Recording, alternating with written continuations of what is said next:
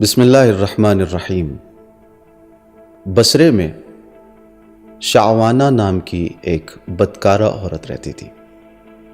اس کے دن اور رات فسق و فجور اور رقص و سرور میں گزرا کرتے تھے۔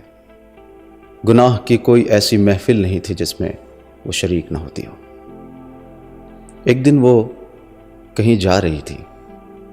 راستے میں اس کا گزر ایک گھر سے ہوا جہاں سے عجیب و غریب انداز میں نالہ و شیون اور آہ و بکا کی آواز آ رہی تھی۔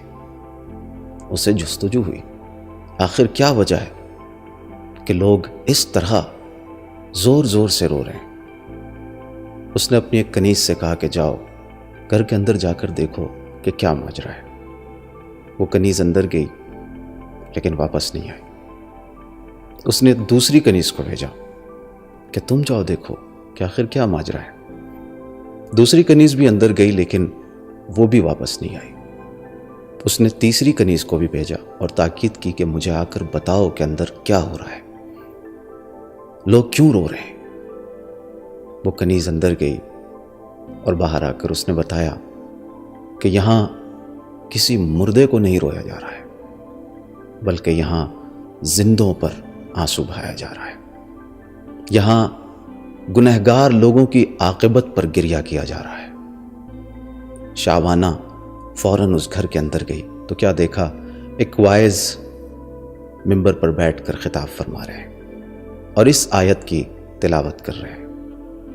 اعوذ باللہ من الشیطان الرجیم وَإِذَا رَأَتْهُم مِّن مَّكَانٍ بَعِيدٍ سَمِعُوا لَهَا تَغَيُّظًا وَزَفِيرًا وَإِذَا أُلْقُوا مِنْهَا مكانا ضيقا مقرنين دعوا هنالك ثبورا لا تدعوا اليوم ثبورا واحدا وادعوا ثبورا كثيرا۔ یعنی جب دور سے جہنم گنہگاروں کو دیکھے گی تو جہنم کے غرانے کی آواز سے وہ گنہگار لوگ لرز اٹھیں گے، اور جب انہیں جہنم کے ایک تنگ گوشے میں ڈال دیا جائے گا تو وہ اپنی ہلاکت چاہیں گے۔ تو آواز آئے گی، آج تم صرف ایک بار اپنی ہلاکت نہ چاہو بلکہ بہت زیادہ اپنی ہلاکت کی تمنا کرو۔ جب شعوانہ نے یہ آیت سنی تو وائس سے سوال کیا کہ میں ایک گنہگار خاتون ہوں، میں نے بہت گناہ کیے، کیا اللہ مجھے معاف کر دے گا؟ وائز نے جواب دیا، اللہ ارحم الراحمین ہے، وہ سب کو معاف کرتا ہے، تمہیں بھی ضرور بخشے گا۔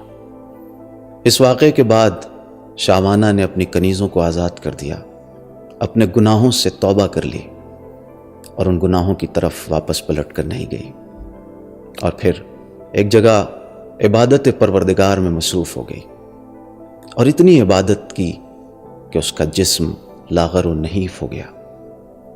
ایک دن شعوانہ نے آئینے میں اپنے آپ کو دیکھا اور اپنی حالت دیکھ کر کہا کہ جب یہ جسم اس دنیا کی اس معمولی سی سختی کو برداشت نہیں کر پا رہا ہے تو قیامت کے دن اللہ کے عذاب کو کیسے برداشت کرے گا۔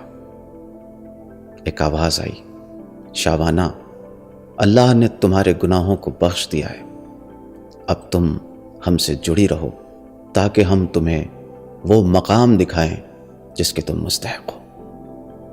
عزیزان گرامی، اللہ سبحانہ و تعالیٰ سے دعا ہے کہ بحق محمد و آل محمد علیہ الصلاۃ والسلام ہم سب کے گناہوں کو معاف کرے اور ہمیں توبہ کی توفیق عنایت فرمائے۔